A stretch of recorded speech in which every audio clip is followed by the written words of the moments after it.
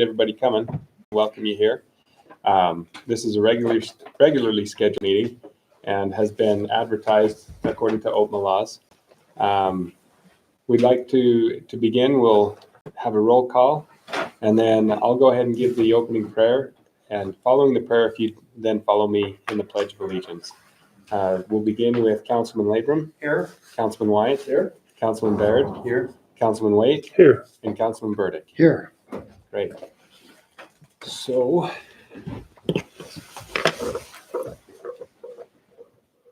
our dear Heavenly Father, we come before Thee this night. We're grateful for the many blessings that Thou hast given us. We're grateful for this opportunity we have to meet together as a council and discuss the needs and the issues of the city. We're grateful for the many blessings that we have received this year.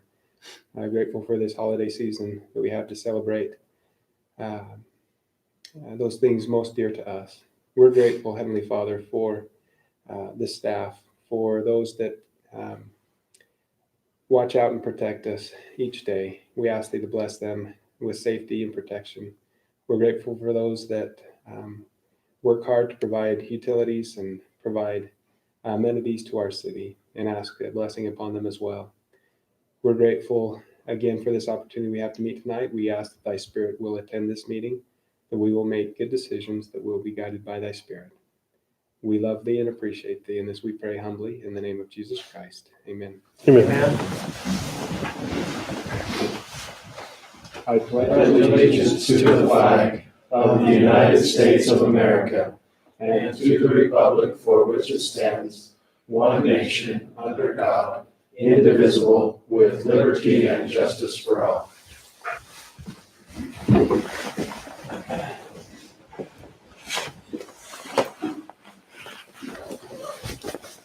We'll go ahead and look at the minutes. Are there any changes or amendments to the minutes of last meeting? Seems like I caught a typo. I'll have to pull it up.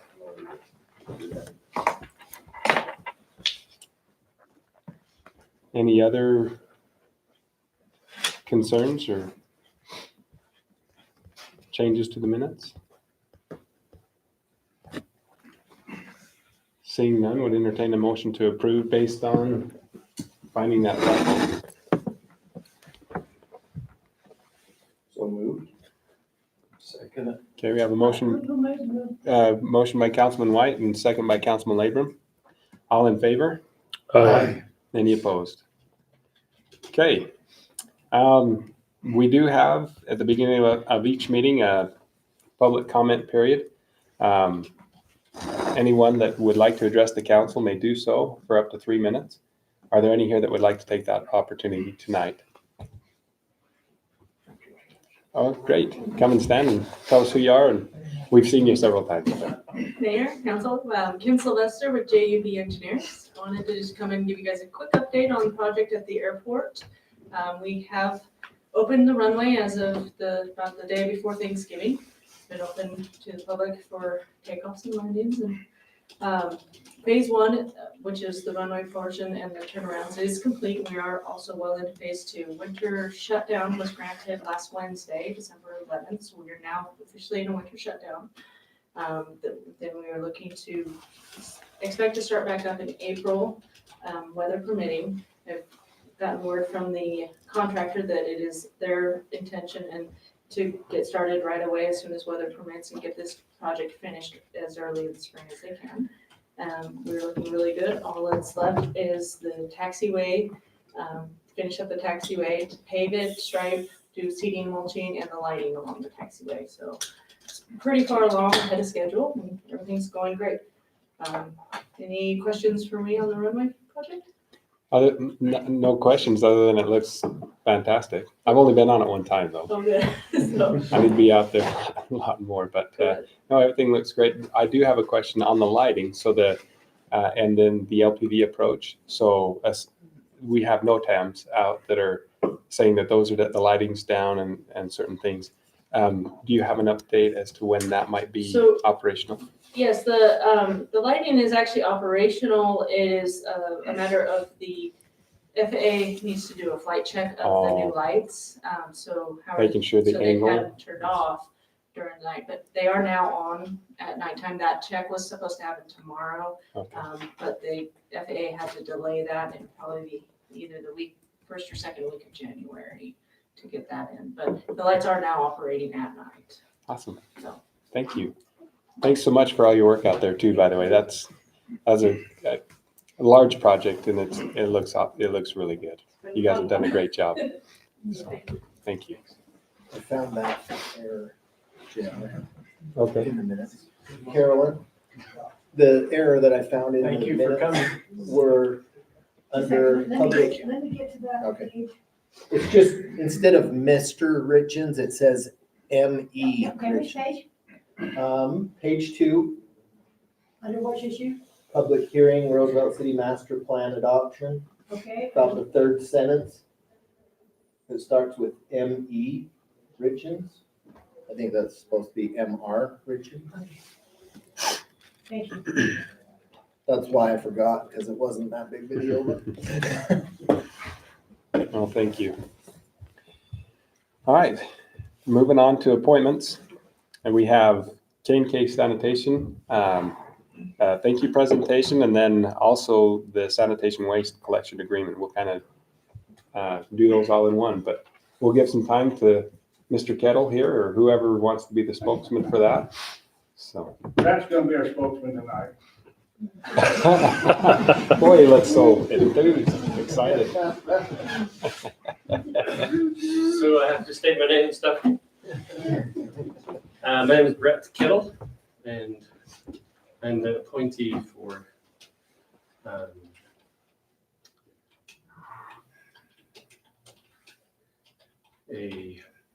very gracious opportunity in which you've given us to be a part of Roosevelt City and allow us to serve you. I believe there's been a couple of honey bears. I don't know for sure what all, but I think that, I don't know how many Mark dropped off here today, but I know that there was. You did well. He did well. Wonderful. Thank you. And that just,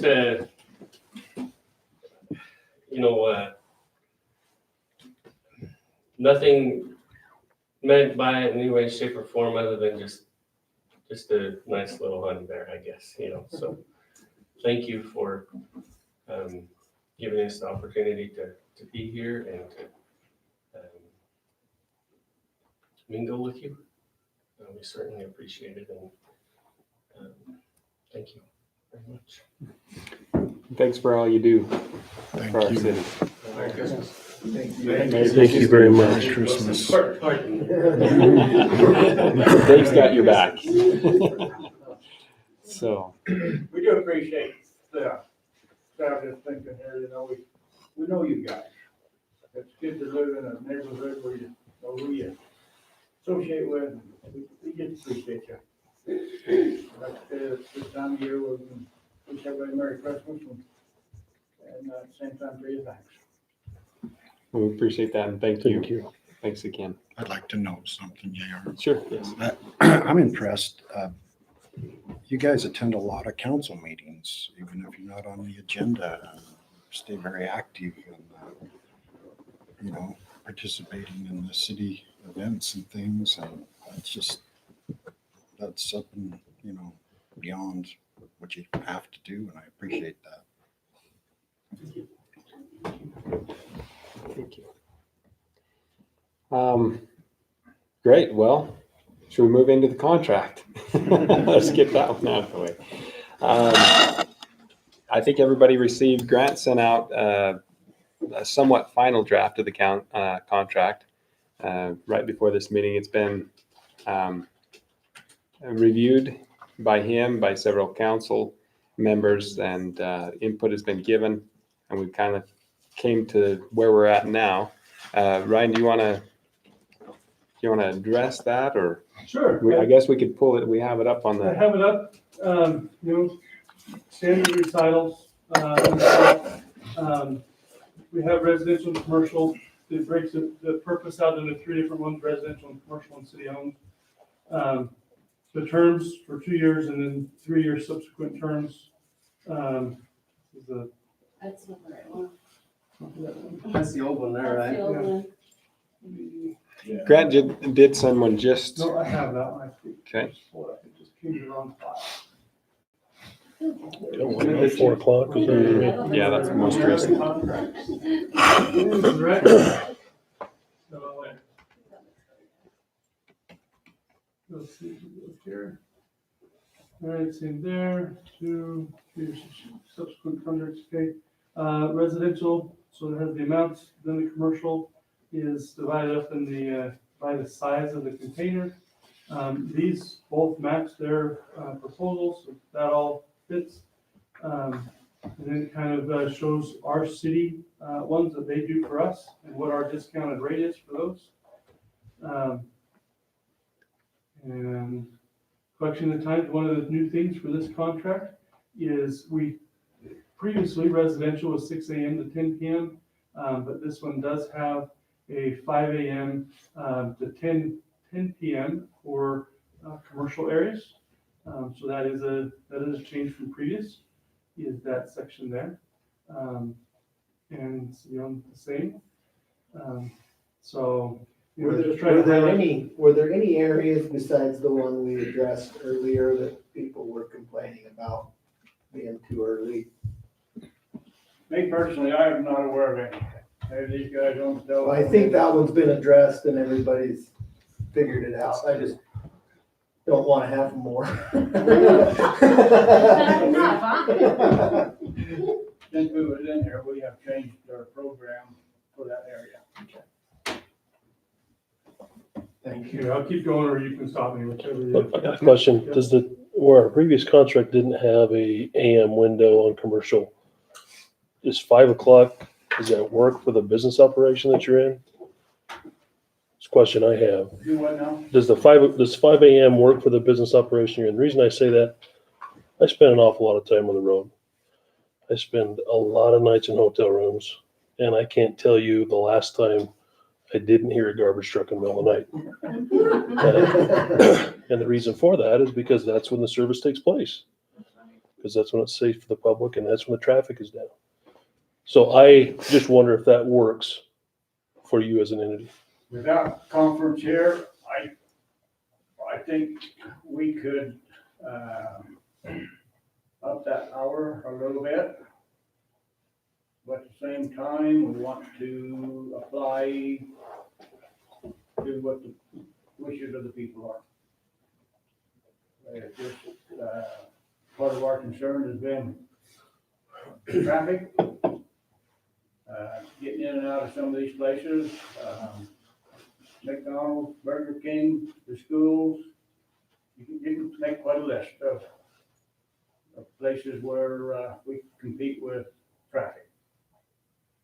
And it seems like the earlier you go to a point, the easier it is to get in and get out and get going, get on down the road.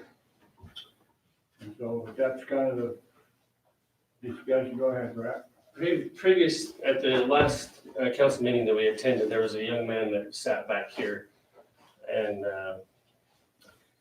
indicated that he had been involved in, I'm assuming road something or other. And he made reference to a matter of convenience over a matter of safety. And from our perspective, gentlemen, it's one and the same.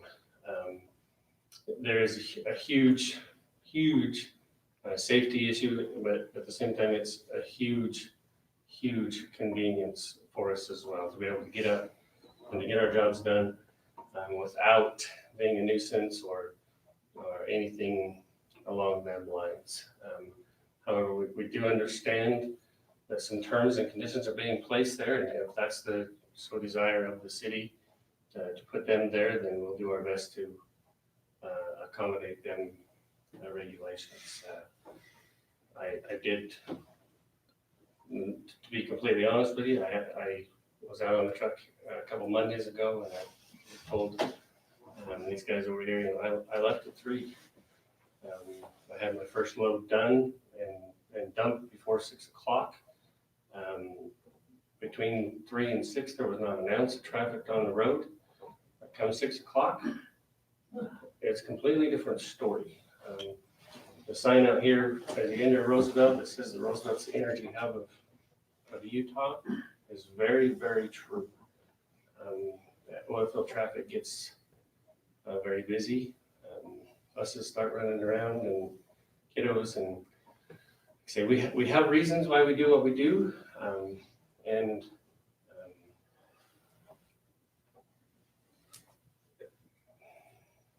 And you're doing a great job on it. We appreciate it. Yeah. thank you. But like I said, kind of from our, like, we're not afraid to enter into the agreement. We'll do our best, if that's the desire of the city. If it was, if you could give us an hour as a council, hey, we would be even more in love with that. But if that's what the council deems, then we'll do our best to abide by that. So, thank you. Thank you. Any other questions so far?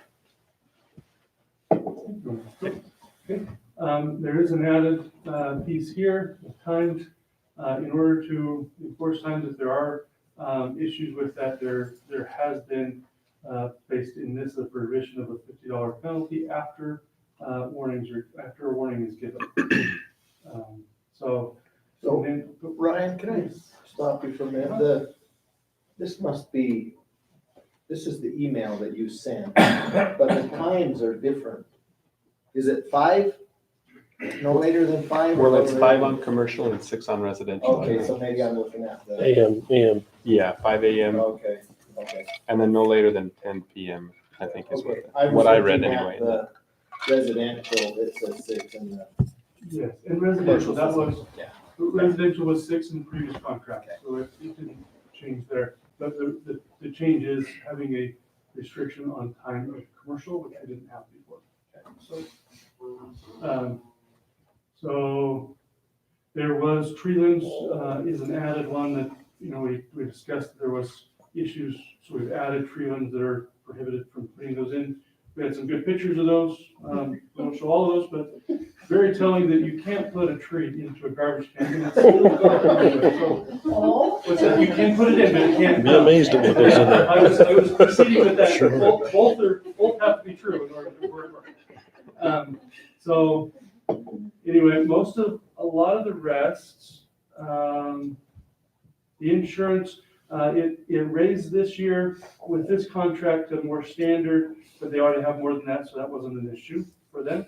But it was an increase. Release of waiver of subrogation, we put that in all of our contracts so that we have that ability if there's a need. The termination, this one is added. Either party may terminate this agreement, giving a 180-day notice to either side, subject to Utah law.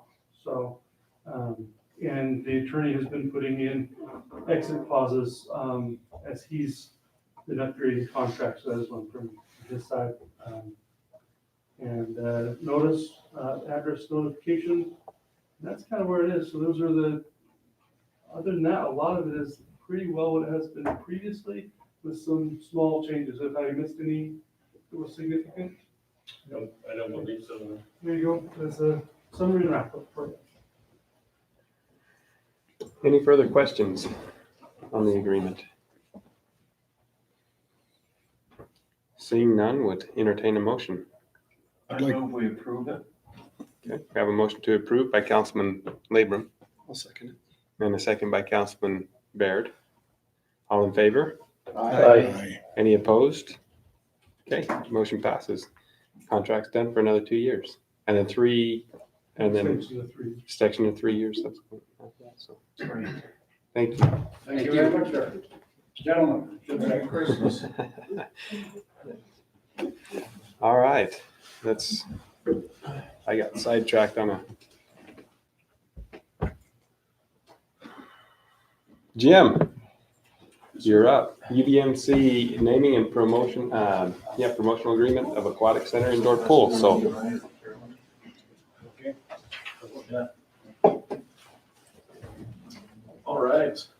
It's good to be back here with you all again. It's been a couple months, I suppose. Time moves fast. It sure does, yeah. Doesn't slow down for us at all. Last time we met, we had a chance to just discuss the opportunity for some naming rights at the Roosevelt Aquatic Center. Took some great feedback from the group at that point in time. Spent some time with Ryan, city manager, met with one of our city councilmen as well, and just kind of had some conversations, trying to take into mind some of the comments regarding, making sure whatever we propose is going to be look really good. It's going to be, though, smaller than what the Roosevelt City Aquatic Center is, so that it's very clear the Roosevelt City Aquatic Center is the name of the aquatic center. So we've proposed a few things there for your review and consideration. We also spent some time and went through the contract that was previously put in place with Crescent Point. Made just a couple of changes to that. I just have those changes, Mike. The majority of those changes are, they contributed a significant amount more, they contributed twice. And so we reflected that, and also with that, instead of the 10 years that Crescent Point was given for an advertising, this is getting 15 years. So those are the two big ones, is the length of time, and then the signage, everything else worked fairly well from that. So anyway, it's very models almost entirely off of the Crescent Point agreement. So we would have an interior and an exterior, that's correct? Yep. Yeah, and if you look at the, I think it's the last page of the contract, there's an exhibit A. That includes a couple of the images that you have right in front of you as well. So you got an image of the exterior of the pool and as well as the interior as well. So the very back of that contract. I think it looks fantastic. Really represents what we talked about in October. I appreciate that work. Thank you. It's really nice. That's a lot didn't request that either, but I think it was just something not pushed at the time. And It really wasn't, for us, it's really, the recognition's not really, it's not that important. For us, one of the reasons we kind of brought it up, today in healthcare is becoming a huge front and center issue across the nation with the cost of healthcare, whether it's through pharmaceutical costs, whether it's through insurance costs, all those different pieces.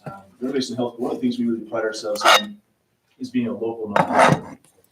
We try to keep our margins as low as we can while stopping up revenue to reinvest back in the community. Our rates, we compare annually. We make sure that our rates are in line, and we try to make adjustments where we can to make sure that we're doing the very best we can for our population. And we are amongst one of the very lowest charging hospitals in the state of Utah. That includes other nonprofits. And so that's something we really strive for. And so I think for the community, we want the community to know we give back. We want them to see that we're giving back to the community, using their dollars to reinvest in infrastructure, reinvest in technology, but also reinvest back in our community. a job well done, we appreciate it. Thank you. Appreciate it. Thanks, Jim. Any questions? Ready for a motion, Mayor? I'd make the motion. I'm ready. I'd make a motion that we adopt the agreement that's been drafted and have Uinta Basin Healthcare put their signage in and on the outside I'll of the second aquatic that. center. Okay, so we have a motion by Councilman Waite, and a second by Councilman Burdick. All in favor? Aye. Any opposed? Okay, motion passed. Congratulations. Yeah, excited to see that happen. All right, next item.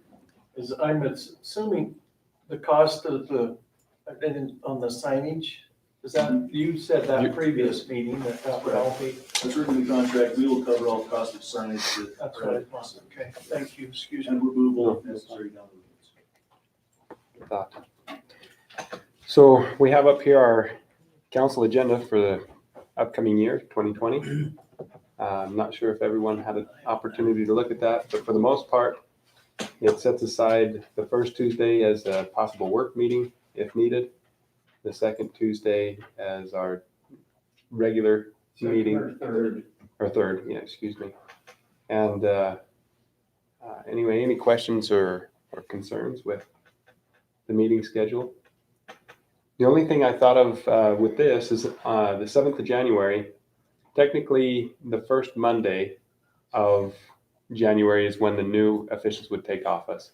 And so I think it hasn't been customary that we've been needing to use that first meeting, but I thought it would be fitting that the first meeting in January that we go ahead and have a meeting to swear in the new officials and then also thank the outgoing officials and recognize them. So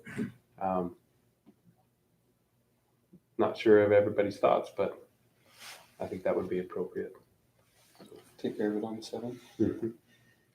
So I guess the business at hand would be to approve the calendar as is, or with any amendments that may be necessary. One thing that's changed on here is the planning and zoning meeting is on a different day than it has been in the past, correct? Used to be on Wednesdays, now it's Mondays, the first Monday or the. I'm showing it on Wednesdays. Is it the first Wednesday? I think we did that to be able to Just have be the in planning front and of zoning and then give enough time for public hearings. That was just something different than I Oh. was, so wanted to make sure people were aware of that.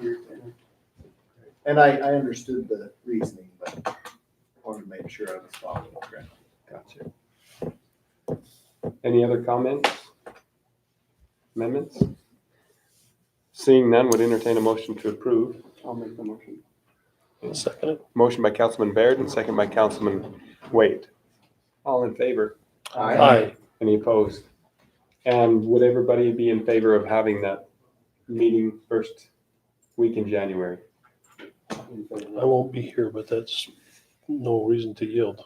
All right, we'll go ahead and plan on that then.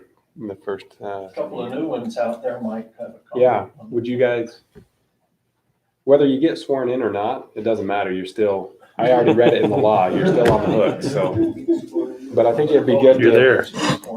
It'd be good to get one under our belt before the third meeting in January where we'd be discussing some of the business of the city. And so that would be kind of get your feet wet and go. So, okay, we'll plan on it then. Great. Vehicle allowance policy discussion, we had that on the agenda. Did you want to go ahead and address that tonight? Kirby, I know we had I some. think we're gonna pull that and revisit and talk about it with staff. Okay. That'd be great. No, I think that's a great idea. I had visited with Kirby and Ryan and a few of them about it. And I had some questions, not some questions, but just a few more details that I would have liked to see. And there's a couple of things in there I think would be important to be able to present to the council. And so I think that's wise. That's good. We'll go ahead and skip that one then. Parks and Rec budget discussion. That's one that I put on there based on our last Parks and Rec meeting. The question came up. So I'm not sure if everyone's aware, but in January we have the Winterfest that's usually taken place in the past, but the last year, and I don't know about the year before, it didn't happen just because, those that were in charge of that were busy and it wasn't able to be done. This year we have a Winterfest of all Winterfests, I think. I don't know how we're going to, one, accomplish everything that we set out to do. And two, I don't know that we'll ever do it again once we've done it once. So it's going to be interesting. But there were quite a few things that came up as far as budget items. One of those was the desire to have ballroom dancers come out from BYU to teach a class and then actually, do an event with the ballroom dancers where you go and watch. That costs quite a bit of money. They think they can raise enough money to cover that, but then they said, what if we advertise, we sell tickets, those types of things, and then there's still a subsidy there? Where do we get the money to pay for that? And so I wanted to bring that up to the council just for discussion. I'm not really looking for a motion to approve a budget or anything, but just to discuss that. Previously, when we had the Basin Arts Council, they were allotted $20,000 a year and to fund the different programs and events and things that they had. And up to this point, we haven't designated a budget to the Arts, Parks and Rec Committee, which has kind of taken the place of the Basin Arts Council and then added two other, areas to recreation in that type of a committee. And so the thought is to possibly allot them that $20,000, have them split it up 3 ways, $5,000 apiece, and then have $5,000 in a pot of money that any one of those 3 subcommittees could utilize, but it would take a majority vote of the full committee to allot any of that other money. Along with that, they would have a treasurer on each subcommittee that would kind of keep track of where they're spending their money, and then also a treasurer of the whole committee that would also keep track of the funds and then be able to report back to the council how that was to be spent.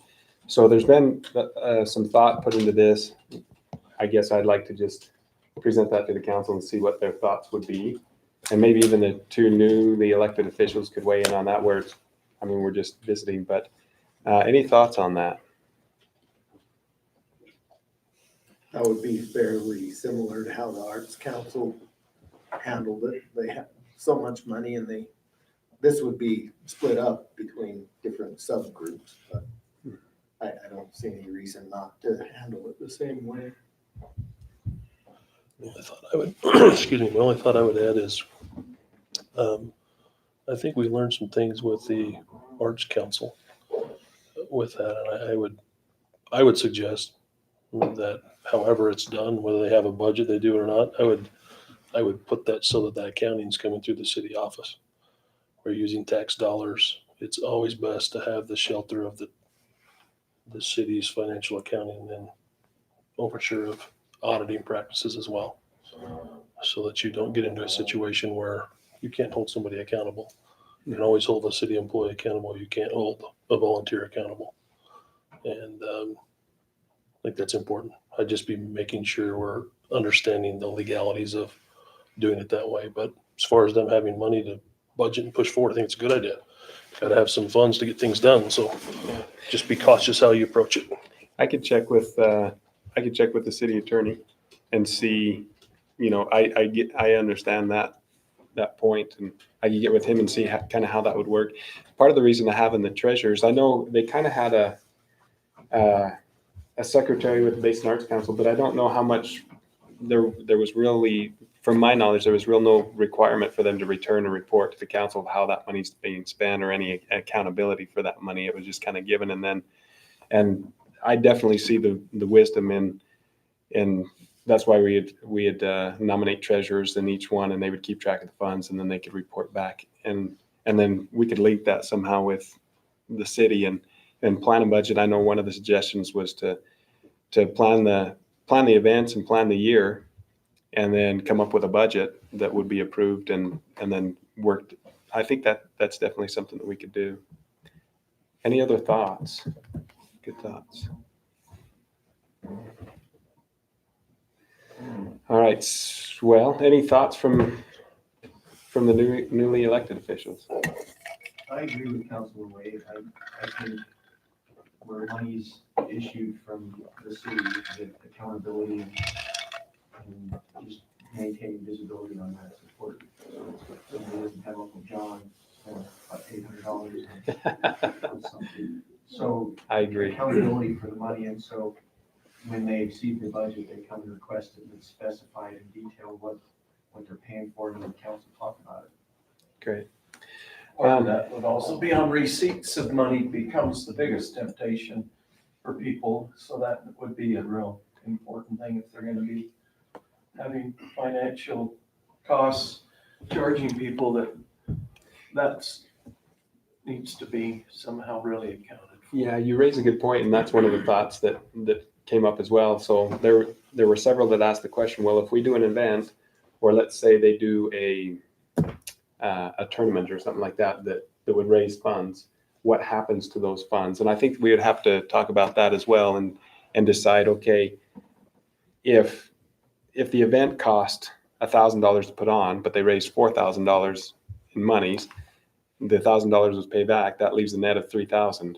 What happens to those funds? And I feel like it would be a good idea to keep some or all of those funds in that committee to continually build and those types of things. If they needed certain, they could almost be self-funding after a while. I'm not sure, but I think that'll be good conversation.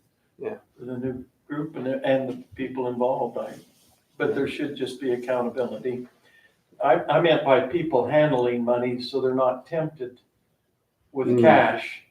I mean, that's just the hardest thing, so try to eliminate areas where they're tempted on Yeah. that. So a thought too, so we do have January coming up so quickly. Do we know if they do need money at this point, since, I think it's a little premature that we make a decision on how that, we'll study that out, but where can they access that money currently as far as, So at this point, as a committee, they can request funds that would be taken by an employee. We have Brent Fenn, that's our representative for that recreation. So they talk to him, say, hey, we'd like to do this. He would PO it through, take it back and say, and so that would leave the employee as the champion of the cost. They go through, depending on the amount, it has a flow up to whatever our purchasing threshold is.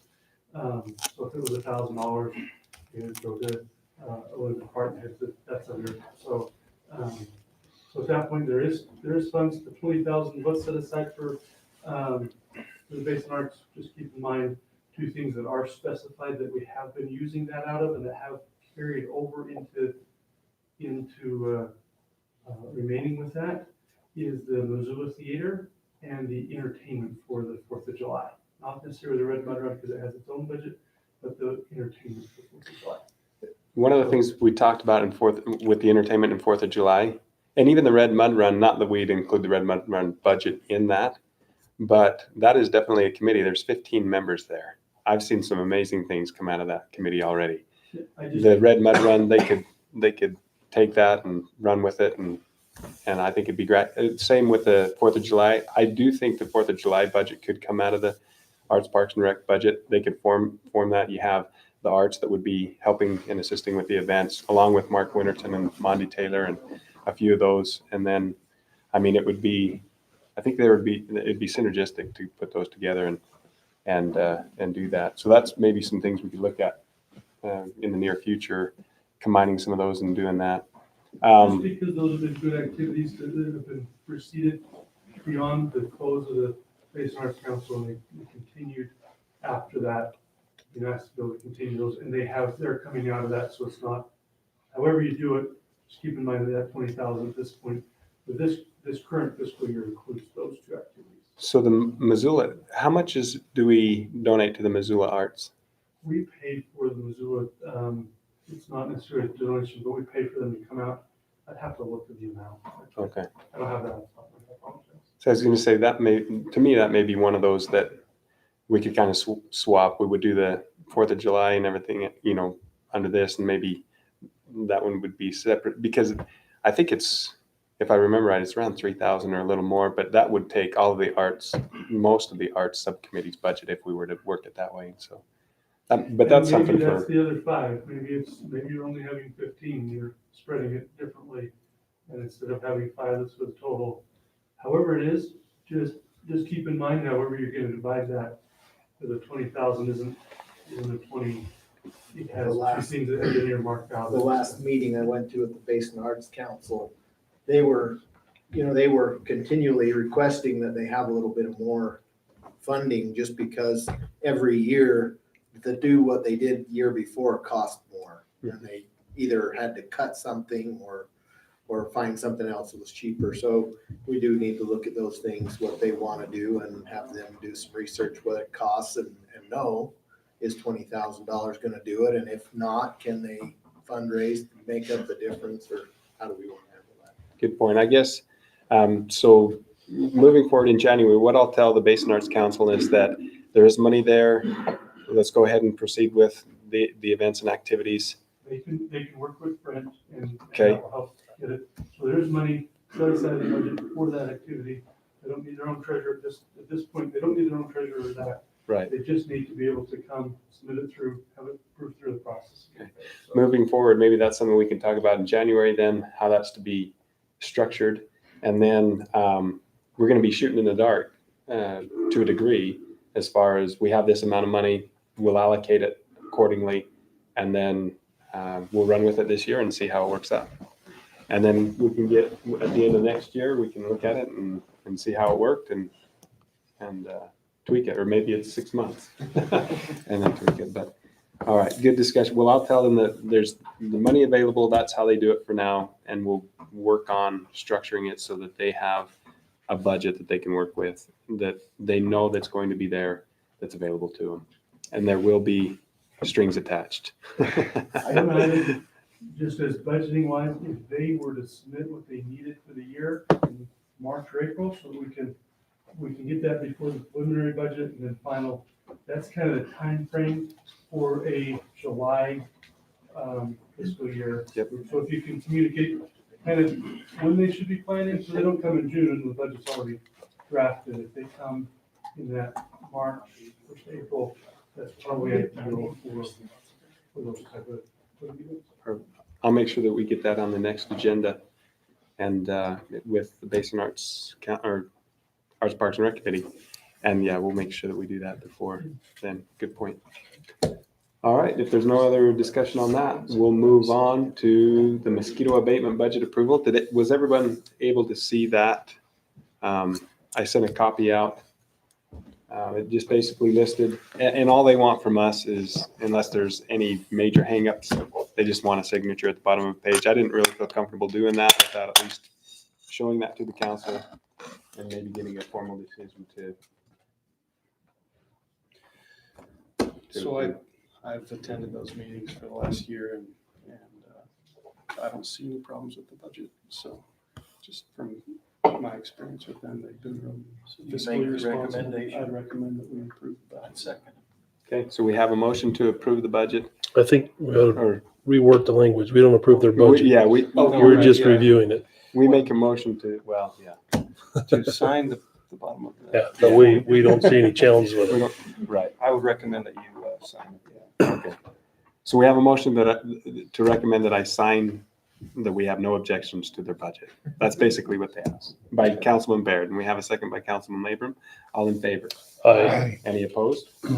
Okay, motion passes. I'll go ahead and sign that and get that done. Decision on city manager employment broker. Dave or Dustin, would you guys like to speak to that? I just Councilman Labrum, Councilman White, sorry. The mayor and Dustin and I have met with 3 different brokers in the last couple of weeks and interviewed them and did some following up, and we met and reviewed who we felt would be very strong. I was impressed with all 3. One was from Florida, one lives in Santa Fe, and the other one's in Las Vegas. And they're I just feel like it's a great step moving forward that we have this, and that we can go through a very open process for selection, and where the public can even be involved as it goes and in the interviewing. And so I'm grateful that the council did that, and we do have a recommendation. That's my feeling. Any addition? So do you want to say who the recommendation Go is? James, Mercer. Jim. Yeah, Jim, goes by Jim. Jim Mercer and Associates or something like that, I believe. But Jim Mercer Group. He, like Councilman Labrum had said, we met with all 3 of them. Jim came out on top as far as our assessment of what we're looking for. Just to give you a little history or just background of what it is. So it's a recruiter. What they do is they go out and they find, their job is to find city managers and those types of positions throughout the nation. And so they contract with cities to do that. They look nationwide. They go through the whole application process and elimination process to a large degree. The thing that I liked about it is they'll come out and they'll interview the council, they'll interview the staff, they'll interview others in the community, and really get an idea of who we are and what we're looking for. And then they'll go out and they'll find somebody that would fit us. And they have guarantees that come with that. This one the Mercer Group had a 2-year guarantee. So if the city council or the city manager dies or leaves or whatever, he had 2 die on him, right? He's been in it for 3 decades. For whatever reason, then he will do his services again for only the cost of their particular services. One So, thing that impressed us too is his living in Santa Fe. He right now is recruiting for Sidney, Nebraska, who just lost Cabela's up there. If anybody's been following that, the headquarters of Cabela's moved out of Sydney, 2,000 some major paying jobs. And then he's also, it's Polson, Montana, I think, it's kind of surrounded by an Indian reservation, but it's more of a resort city. But he was driving from there and stopped here when we interviewed him.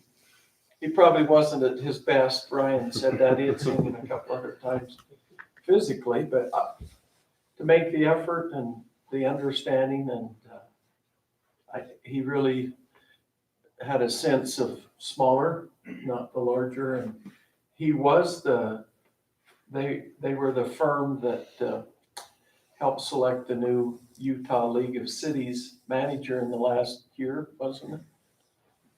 In doing that, so Utah doesn't do this very much.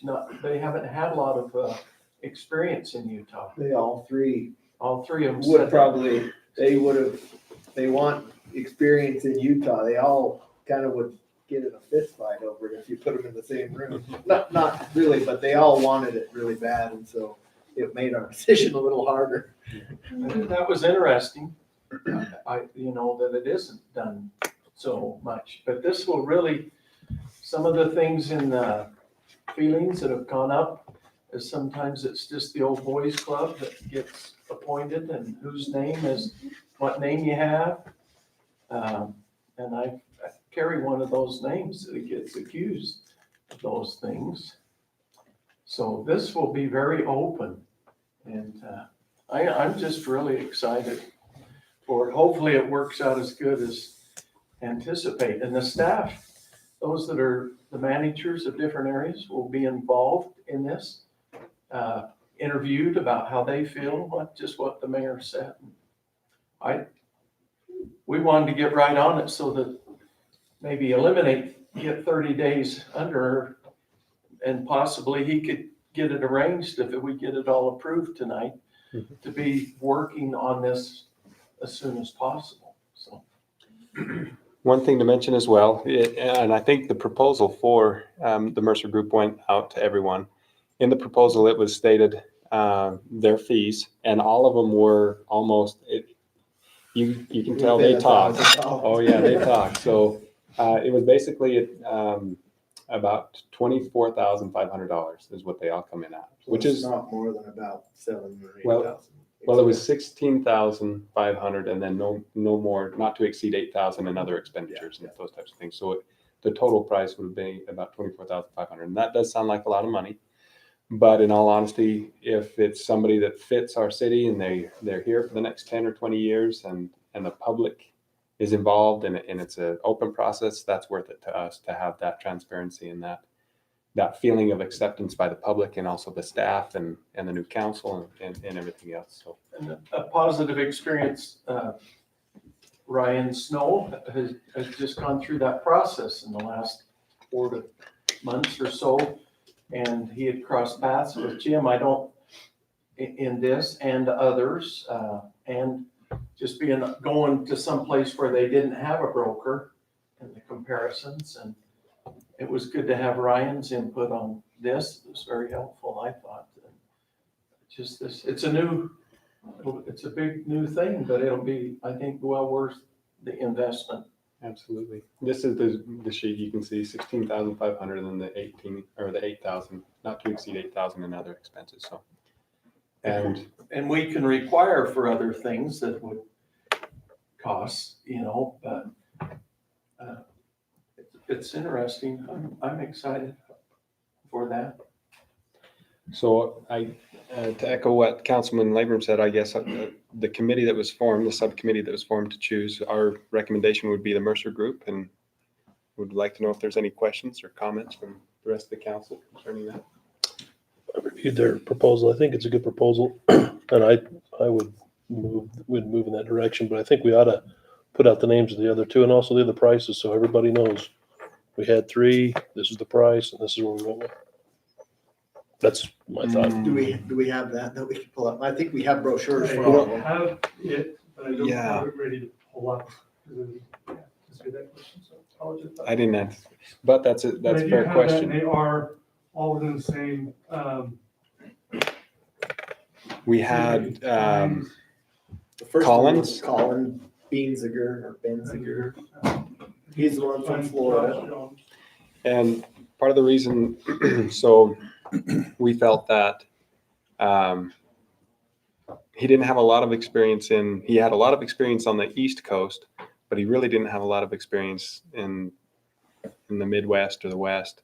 And with, there was a little bit of disconnect there. A lot of his services were very similar to some of the others. The other was Josh Jones, Josh Jones with, CPS, HR consulting. right. He was at Las Vegas. And his company is out of California, I believe. Mhm. And they So here's they didn't seem as tailored. They were more broad in their services that they offered. And so we wanted somebody that was a little more dialed in on just this one thing. Well, I think this is a great group. They knew, but they all presented their prices just a little different, just so, I mean, they were all within the range and there would be extra things for extra things, but. The other thing is the Mercer Group was the only one to offer a 2-year guarantee. The other two offered a 1-year guarantee. So that was one of the big differences we looked at as well. So there's they work it a little different. So they have the 17.5 and the 7,000, but it comes out to 24.5. And I believe the Collins, Was this 26, one was 26.5 or, I was thinking it was, but they all kind of would yeah. present it differently and have them together. but- So there were certain criteria that we looked at based on geographical area, where they're located, what their experience has been with towns our size. Overall cost was straight across the board. That really didn't change it, the guarantees that they offered. But a lot of it was the experience that they brought to the table and what they'd done in our area. Where Jim was from Santa Fe, he had done a lot, like Councilman Labram had said. He's working with Sidney, Nebraska, but also, I can't remember that town, Montana. Polson, Montana, smaller town. So he's dealt with similar situations to ours. Again, with the reservation being so close, oil and gas towns, those types of things. So One of the things for me, there were two things that helped me make decision on the Mercer Group was Jim, when he said that Utah League of Cities and Towns selected him to do their executive director search, that perked my ears up because not very many entities in Utah use a headhunter, and that's one that represents all of the cities in Utah, and they selected him, so that perked up my Not ears. many public, Right, public right, ones. lots do. of private ones do. But the other thing was, I've lost my thought.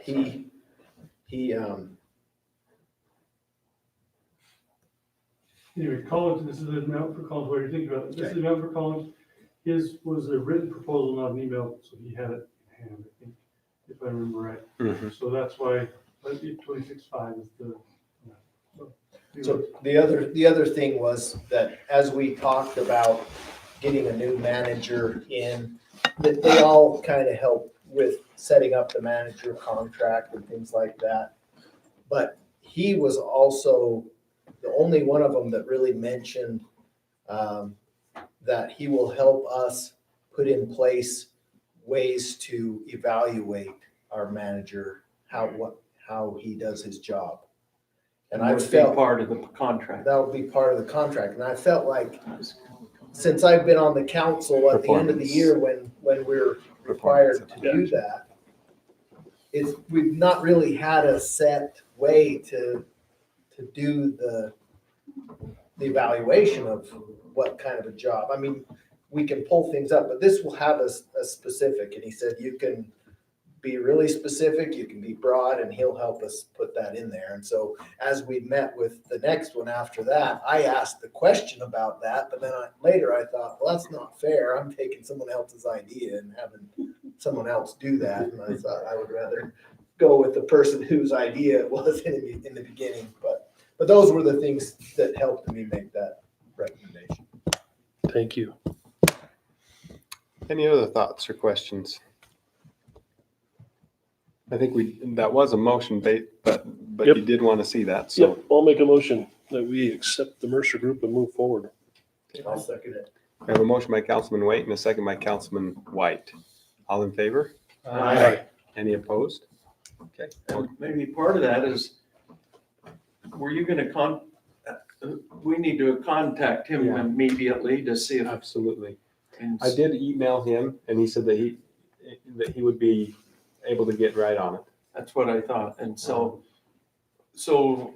part of that maybe assigning the mayor to follow up on that since we're transitioning. Yes, have the mayor follow up with him and move forward on it. That's great. I'd be happy That's to. good.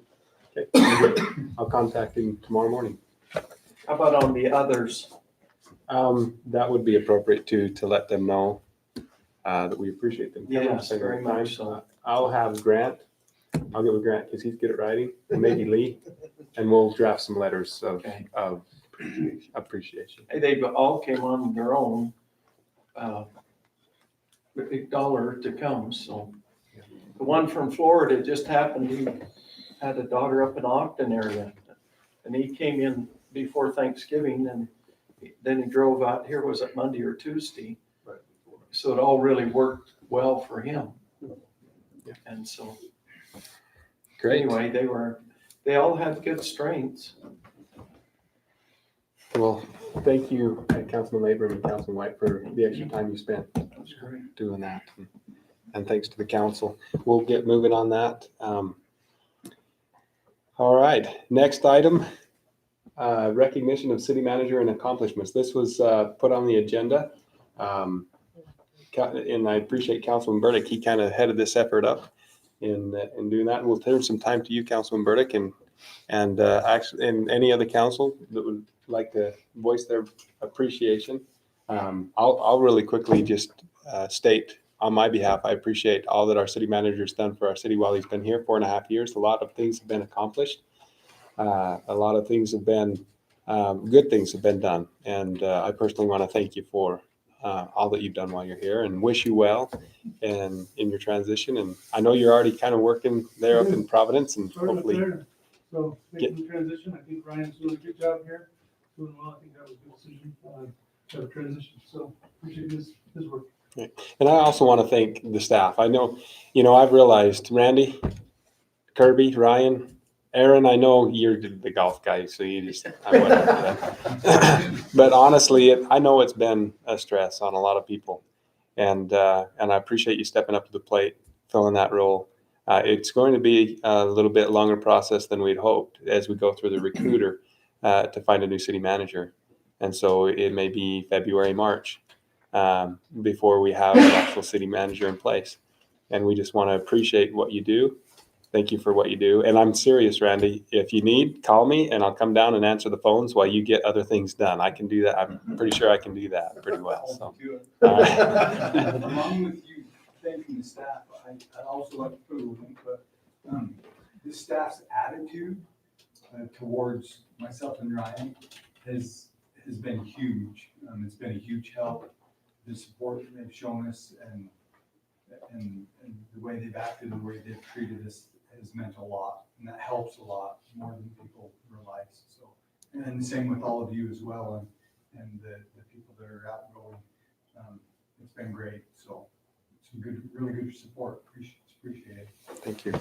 Hal, you had a quick comment, and then we'll let the. Yeah, well, this affects me, pretty direct, but I think Ryan's done a super job of getting, as I understand, funding.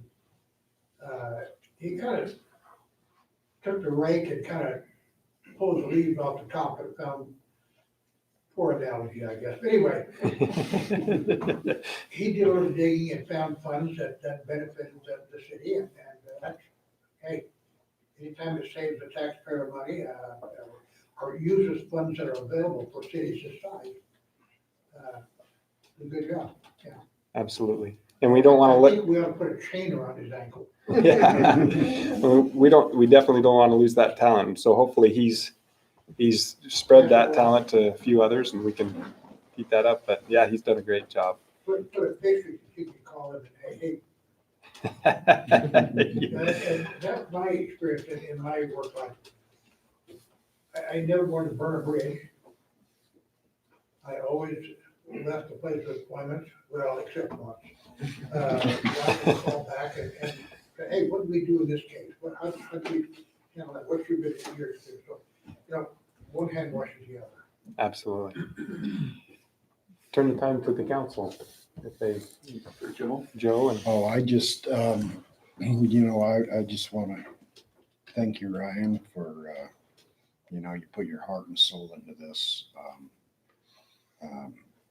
Through rough times and good times, you kept working and you helped Roosevelt City solve a lot of problems that had been plaguing the city or issues for quite some time, and also found a lot of places to improve things and the way you organize the staff and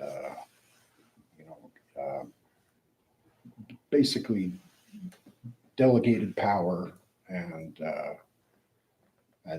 they stepped right up to it. And I think in the past 4 years, I've really appreciated working with you, and I've never, I'm sure gonna miss you, but I know you're leaving the city in the best possible way it can be left, and I have no doubt that the staff and the mayor and the new council will be able to, take a little bit of adjustment, like the mayor said, but I think all will be great, and really wish nothing but success for you in your next phase of your life. I'd echo that, Councilman Burdick. I appreciate that. Well stated. I think, having been here for 8 years through 2 city managers, had opportunity to see some great things in that time period. And the leadership of the city manager's position is absolutely viable to the success of the city as a whole, and the staff's work. Councils and mayors, we come and go. We talk a lot, but that's the boots on the ground. That's the people doing the work.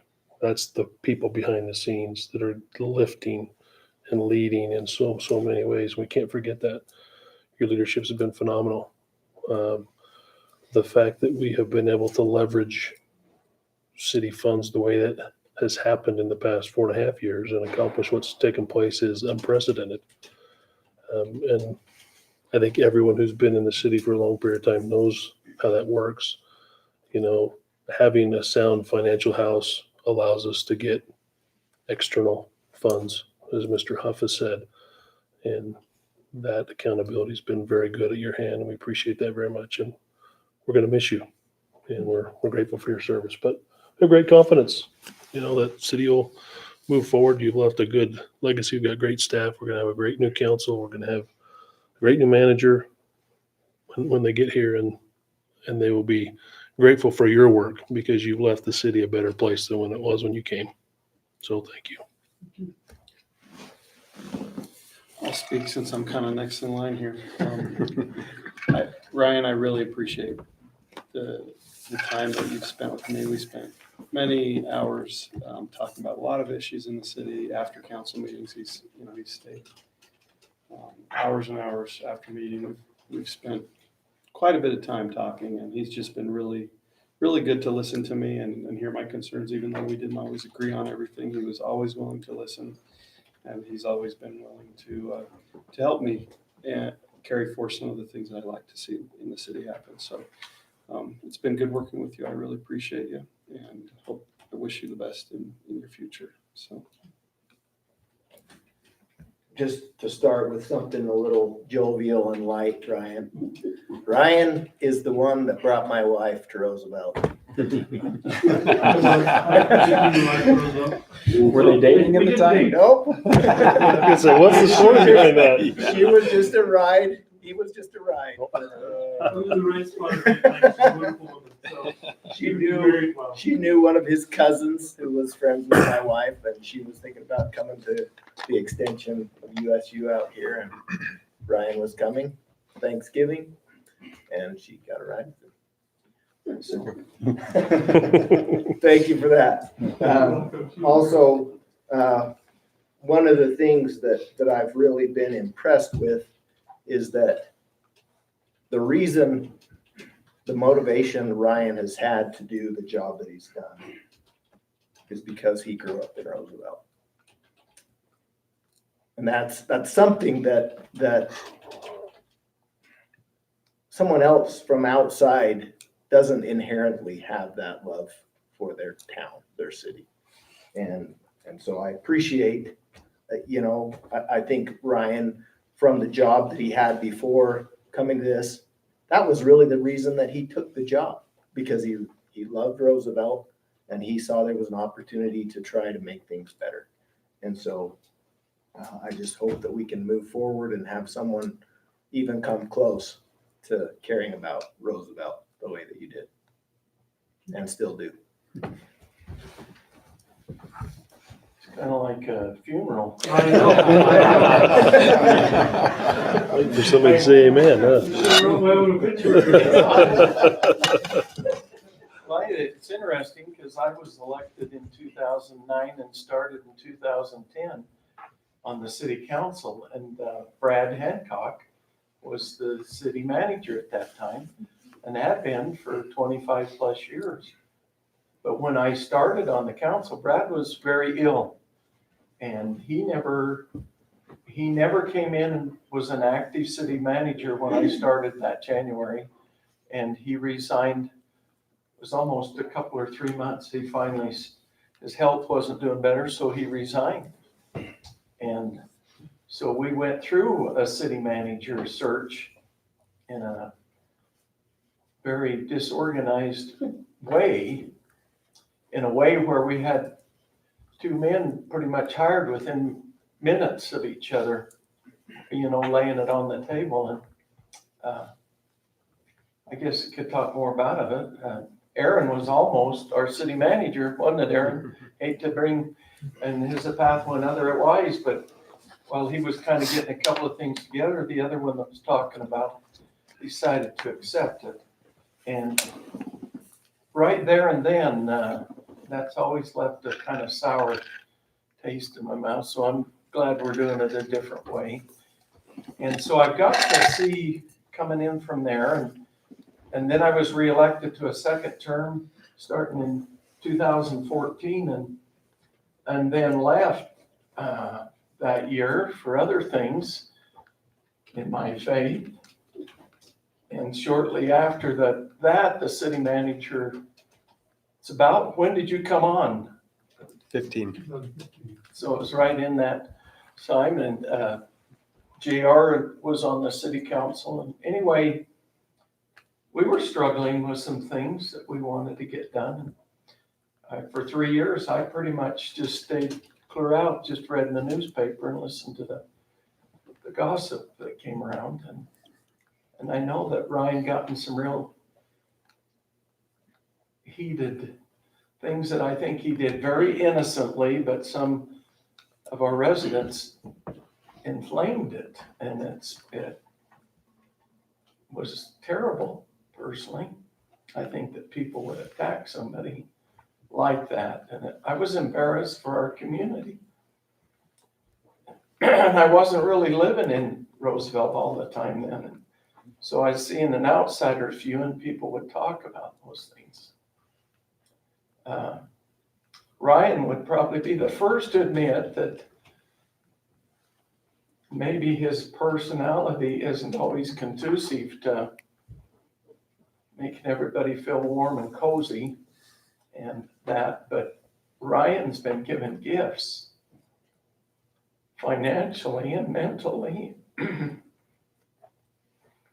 that anybody that isn't biased would really, and it's all been said that he came in and did things in the city that we were dreaming about happening, but couldn't get the management of it to do it.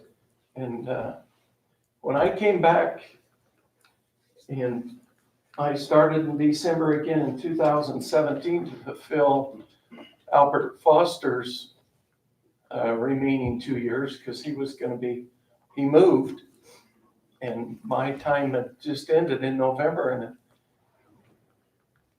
coming back from when I left to when I came back, it was like night and day, truly. And I compliment Ryan and the staff for him making it cohesive and unified and accountable, and the synergy where they help one another. It was very visible. I felt like I was in a different city at times, and all the things that this doesn't happen. That's why I think he got another good job. And I've also want to say the mayor, JR, and I, and some of us haven't always seen eye to eye on everything.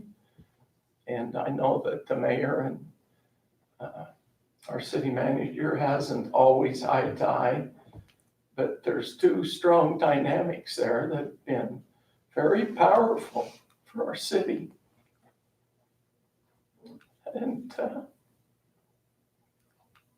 hopefully, I'm excited for the new city council coming in, for the mayor, and all the things that he's been trying to develop and are starting to take off, a little bit of lift off.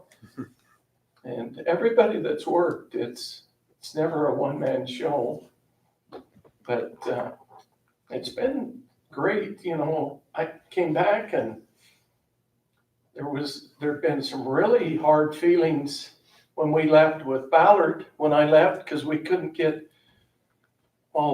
we couldn't find the paperwork to say what was all done, and somehow it all got found when I was gone, and a lot of issues got settled there and eliminated a lot of pain between our two communities.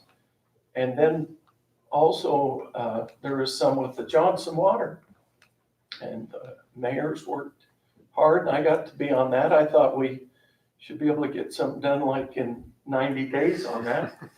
A year and some months later, it got finished, but it is, and it's been great because we're not adversarials.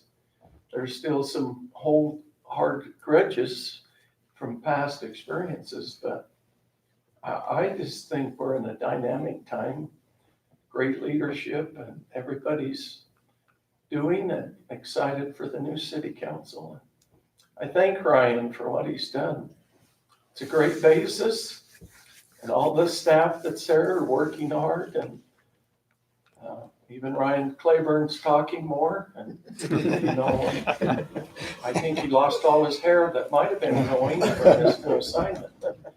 It is fun to see people accept this, and I loved your words, Randy, about the rest of the staff. Not resenting these changes, but that's what you've seen, the synergy about the staff working together. And that wasn't like that before, but it is now. And so thank you very much.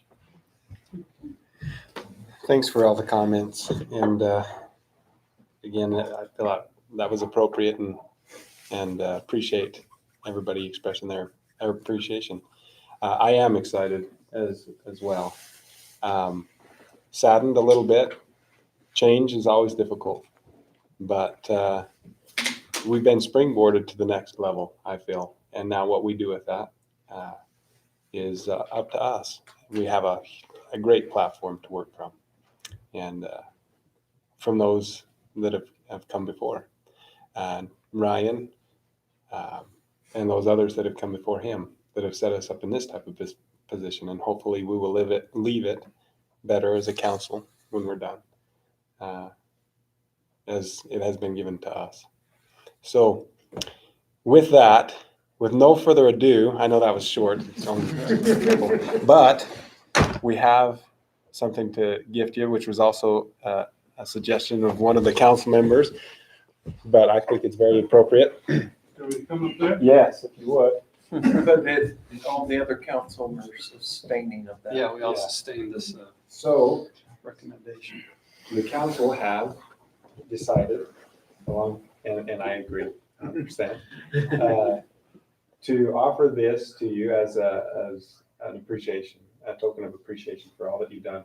It's a Roosevelt Golf Course Lifetime Golf Pass. It's the coveted lifetime golf pass that nobody gets anymore, except for the suggestion was city managers and mayors. So I'm hoping at some point, but thank you so much. For all you've done, and congratulations. And hopefully that will.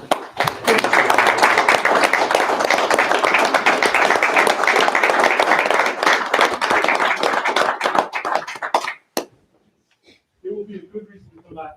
I have family here. Be nice. I'm glad I'm welcome here. I hope I transition the way that you would have wanted. I brought the staff to as good a spot as I could, and I appreciate the opportunity.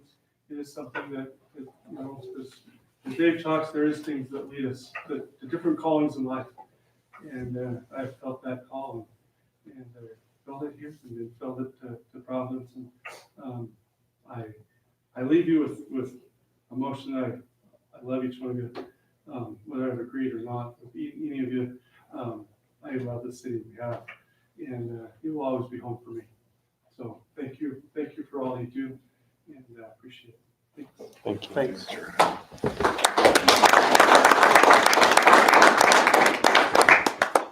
I don't know, but the golf pro may throw in one lesson. So, Thank you. We need a few lessons.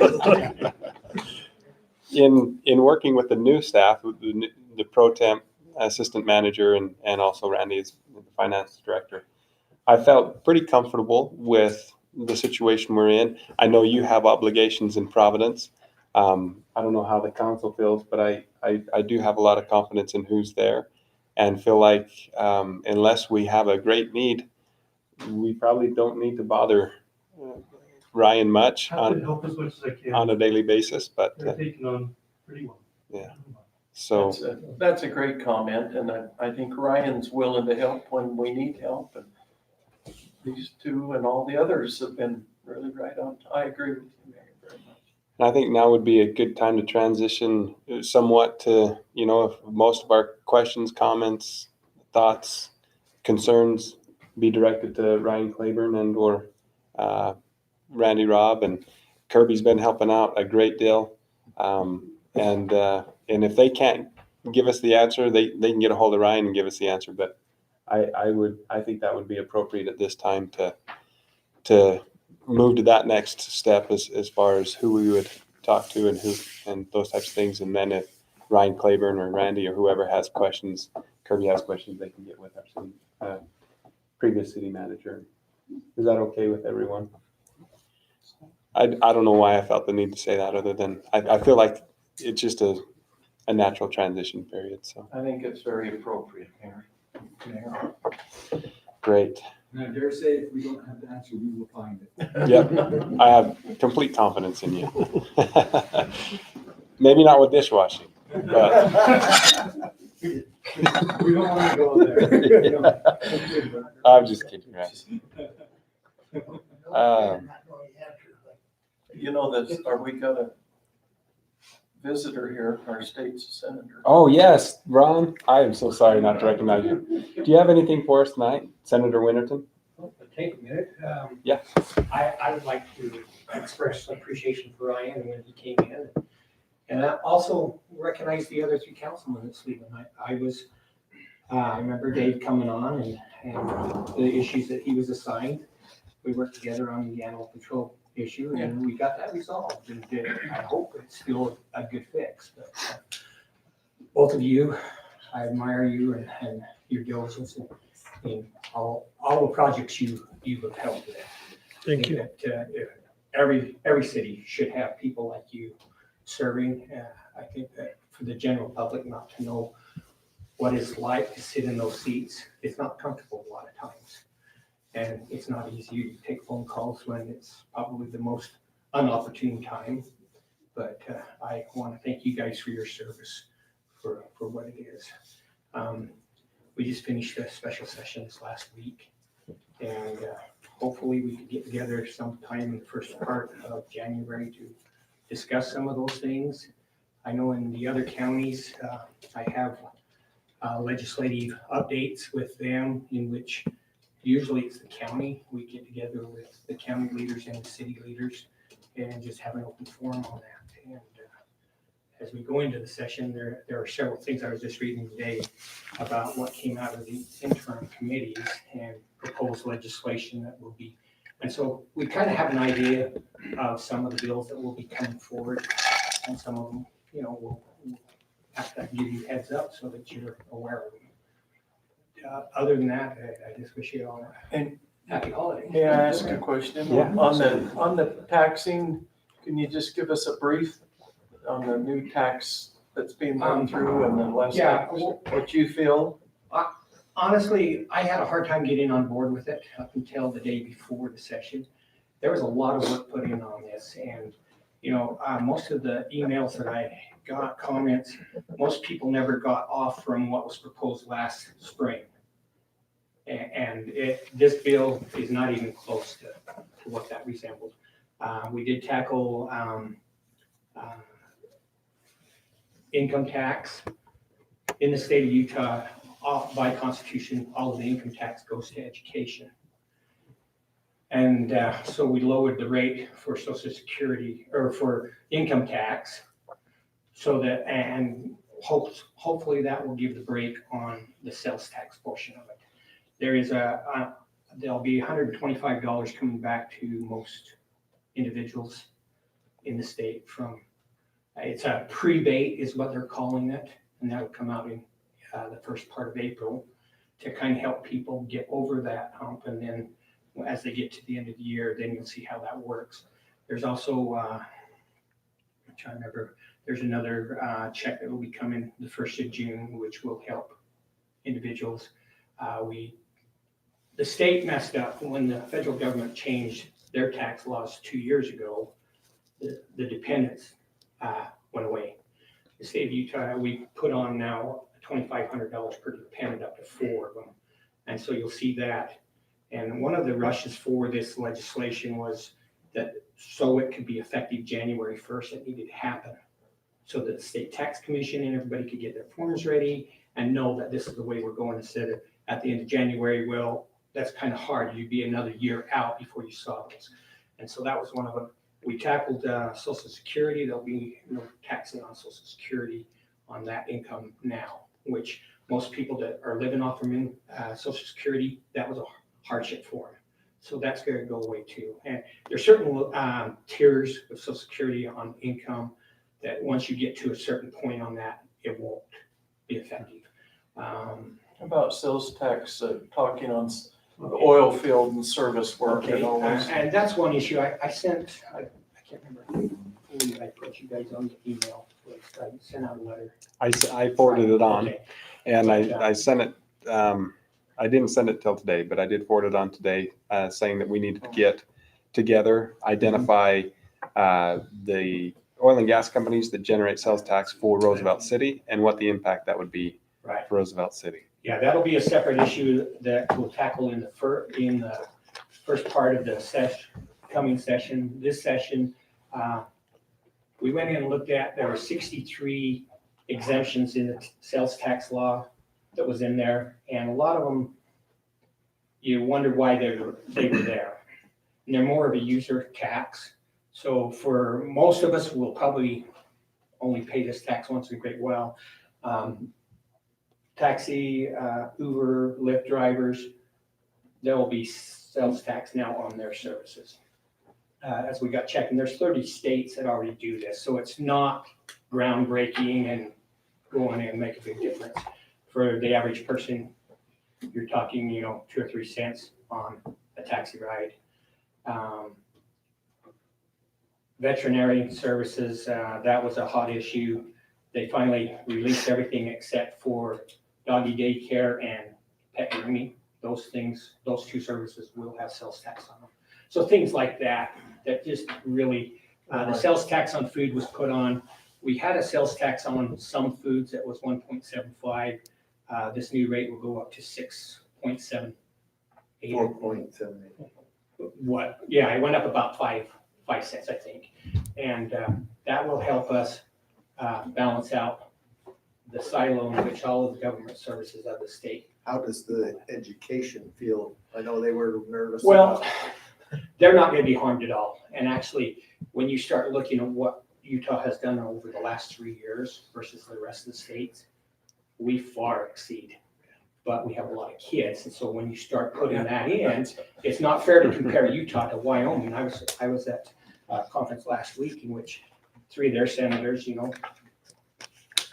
they don't have that many kids in the state of Utah, and so it looks really good. But they're now looking at the same thing because their minimum lease money, in which they tried to fund a lot of this, has decreased to the point where they're experiencing what Utah is. You're almost 100% funding Mhm. that way. And so they're now either going, well, they have a lot of luck there too, but there's other ways to do it. But I think overall that this is going to be a good piece of legislation.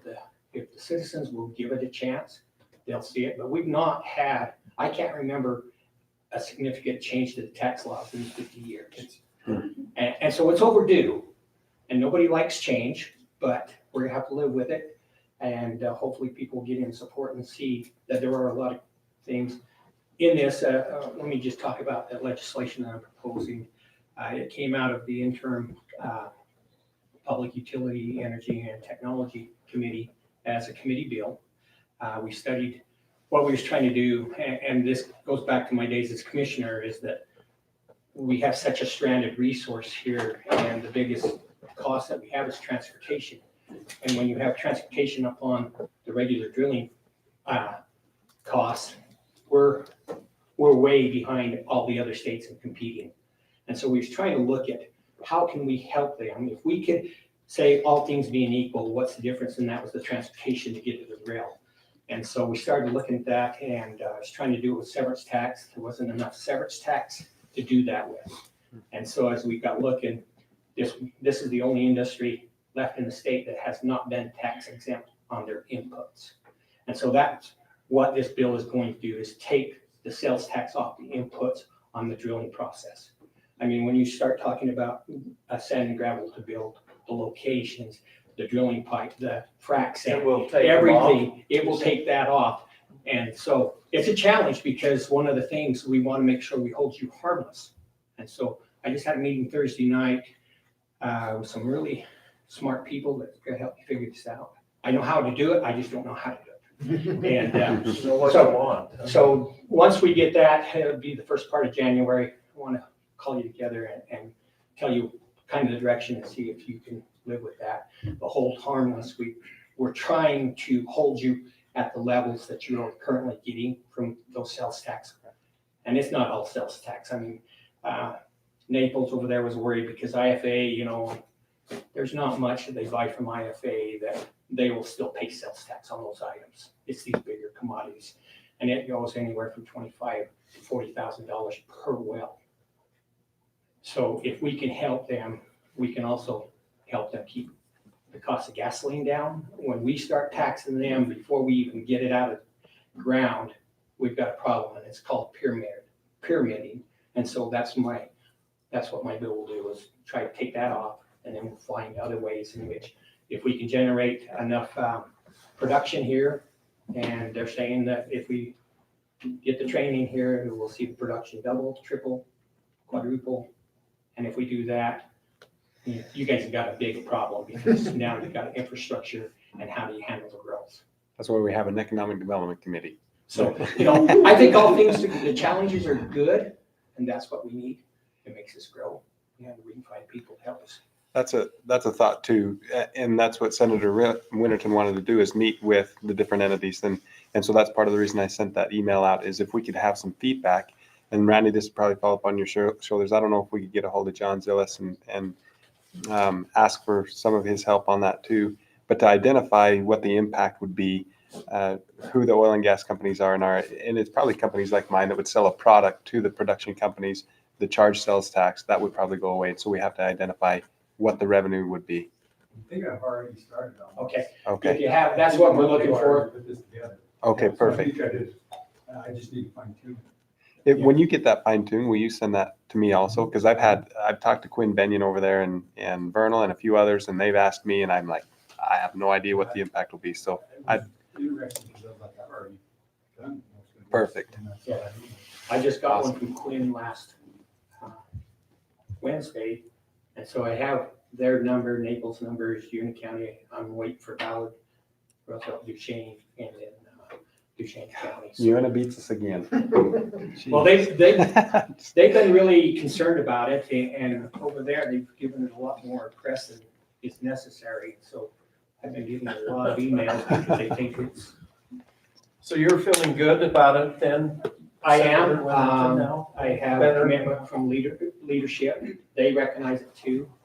And they said that they'd be willing to help us accomplish that because they understand what the basin needs. I do have former Senator Howard Stevenson, who's with the State Tax Association, that he basically was the one that did most all of the other sales exemptions. And he wondered how I picked this up. And being a freshman, I didn't know what I was getting into. So he's helped me a lot. Great. And Great. we've gained a lot of ground. And the State Tax Commission now is helping us identify those things. And I asked the Tax Association if they would run the numbers on government services from what they can glean from your reports and that, what the baseline will be. And that's where we'll probably start. So look forward to coming back and meeting with you in January and getting feedback and see what we can make, to help ourselves. Right. Anything else? Thank you for your service. Thanks We for all that appreciate you do. coming and appreciate your service. Excellent. Well, All over building permits, he ran politically to change some things. A lot, wasn't it, Ron? Wasn't it? Because the county building permits, that's why he got really involved in, we were running with this. It was interesting. That's been about 12 years. well, we appreciate all your service, not only in the county, but as the senator as well, and representing us out there. So, Mayor, yes. say something? I know I'm Quickly. running late and everything, but I was at the rail meeting this morning. State your name. James Costello. I'm just kidding, James. But I was at the rail meeting this morning, and if you look at the map, logistically, and this, you were talking about this, I think it's just to elevate this a little bit more.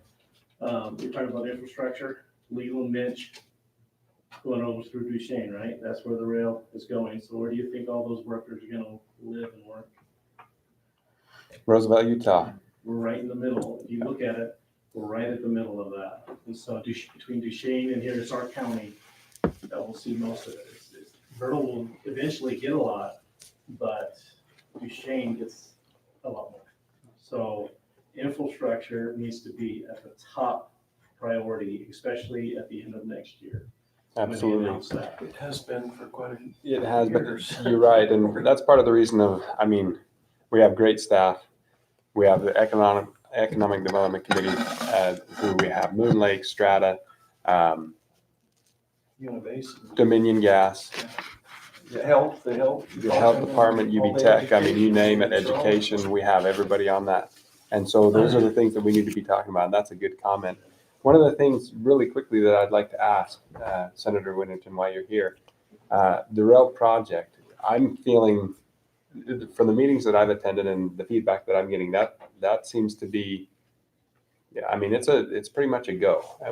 What's your feeling on that? 95% sure. Perfect. The meetings I've held with and traveled this summer, people here in the basin are still somewhat skeptical. We've never been able to do it, and what makes you think? but people outside of the state of Utah, I have been bombarded with people that want to meet with us. They know what the rail means, and they want to be here.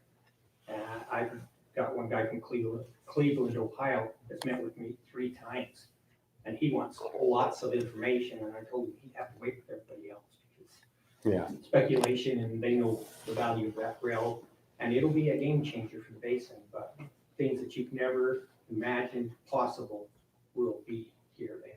So, to me, I think it's all green lights and very positive for the outlook for the basin, but we've got to help ourselves. And the guys that are going to commercialize this, Drexel and Hamilton, they're probably not gonna start until into March. And to commercialize it, they're gonna have to have commitments for people that will use the rail. And just like our farmers, most of our farmers here in the basin wouldn't have had pivots on their farms if it hadn't been for the oil fields running lines out there. And the oil field's gonna make it possible to bring the rail here, but that's just the tip of the iceberg of what we can use. And so, you know, I think that we need to have heads up on what we need to prepare for, because we'll have 2 years, you know, kind of advance warning, but for construction of the rail, there's over 1,000 workers there. Interesting. And let us know what we can do from a city standpoint to push that along and help that along. Well, and as we get going, and next year and the following year, if we need to do something at the state level to make sure that we have some availability of funding, I think it'd be appropriate to start doing that. I mean, the state's done it with Microsoft and all these other ones on the Wasatch Front that they've done those rates to. And now, I mean, Saratoga Springs and those guys, they're busting the seams. Wasatch County, right now, they're on a 39% growth. Wow. Because Summit County, Park City is saying, we've got enough here. So now it's spilling over into Wasatch County, and they're having a hard time keeping up. It shows by the trash that they're bringing out too. Yeah. They're about 3 to Yeah, 1. I've heard about that. Yeah. So, would you be willing, possibly if not January, February, sometime soon, coming to our economic development meeting or having somebody? He'll start. The session Oh, the starts session. on the 27th of January. Okay. But if it's a time that I could, Or, I would.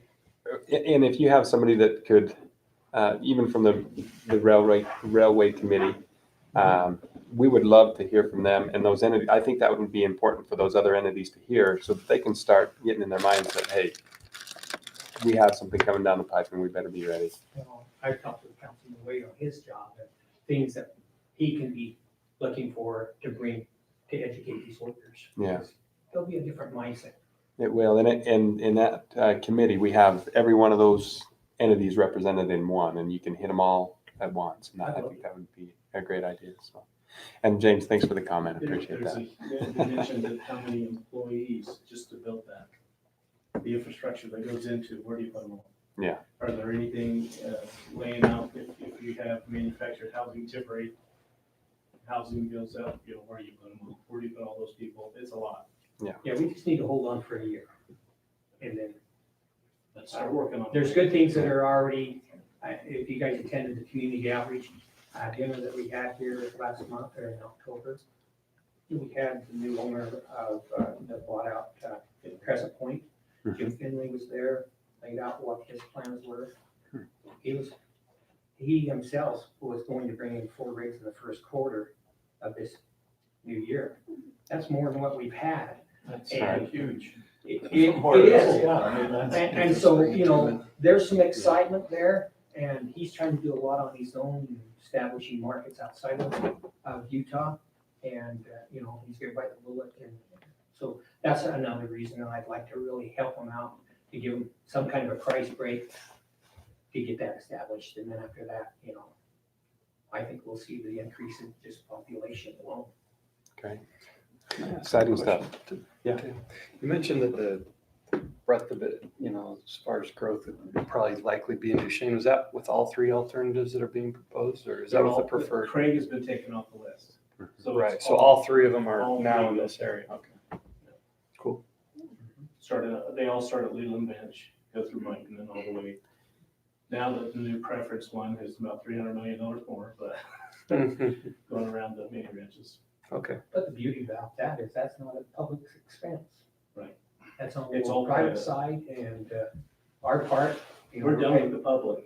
we're paying for the EIS right now through the mineral lease account, and so once that's done, you know, now we can benefit from the infrastructure. Perfect. That's excellent. Well, thanks for the update. Appreciate you being here. I did see the purchase orders go down. Do we have any questions on the purchase orders? Move we approve them.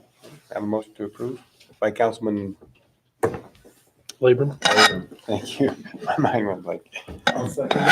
Second by Councilman White. All in favor? Aye. Any opposed? Okay, do we have any other, do we have reports from standing committees? Anything? Councilman White? Just an update, ULCT board meeting was yesterday. Couple of things they talked about, I don't know that it affects us. One of them was there's 11 cities in Utah that charge a transportation utility fee.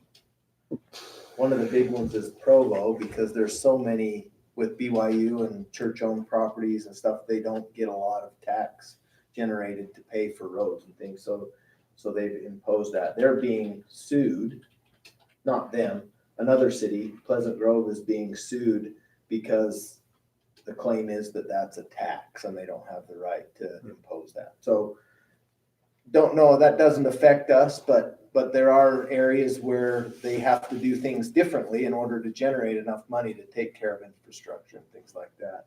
So this will definitely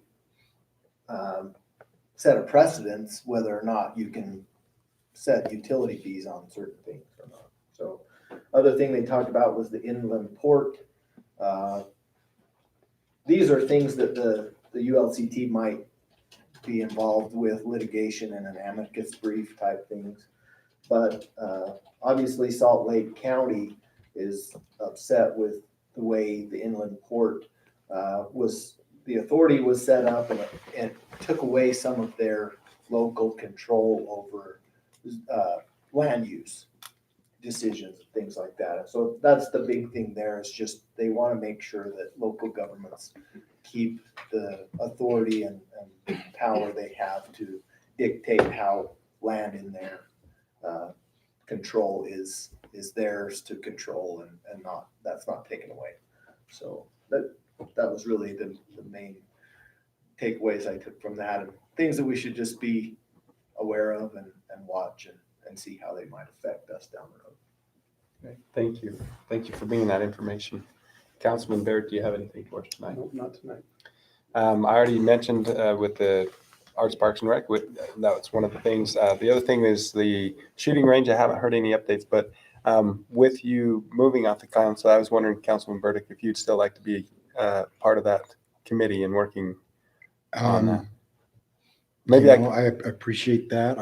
I think it would be good to have maybe one of the new councilmen on there, just to represent the council, if that. Yeah. works for you. No, I think that'd be great. So, perfect. We'll do that. That's all I have. Councilman Waite, do you have anything for us? Nothing new tonight. And Councilman Burdick, do you? I don't have anything. Okay, great. Do you have anything for us, Ryan or Ryan? Or Sure, why not? Been prepared always on a man of many words. Well, they usually tell me that I have 5 minutes. yeah, you have about. I bet you can do it in 3. I bet you're right.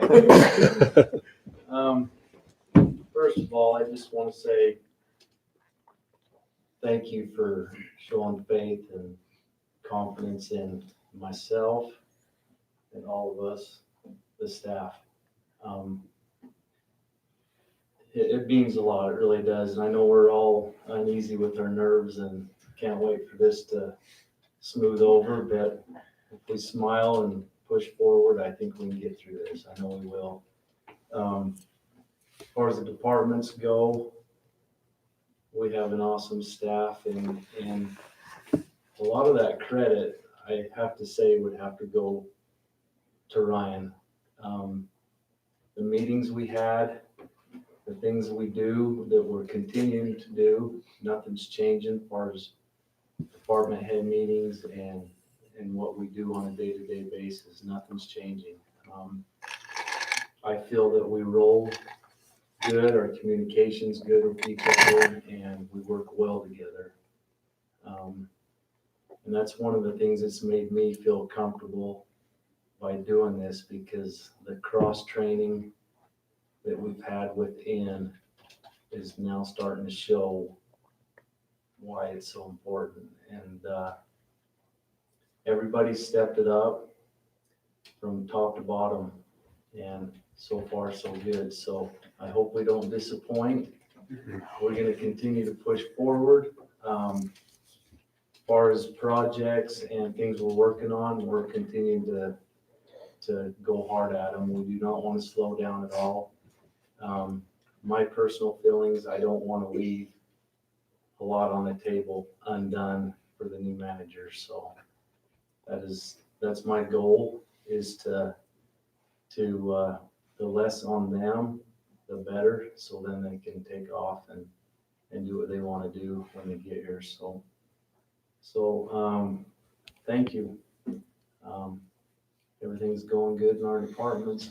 Snow's disappearing when it comes down, and the airport's shut down, so, yep.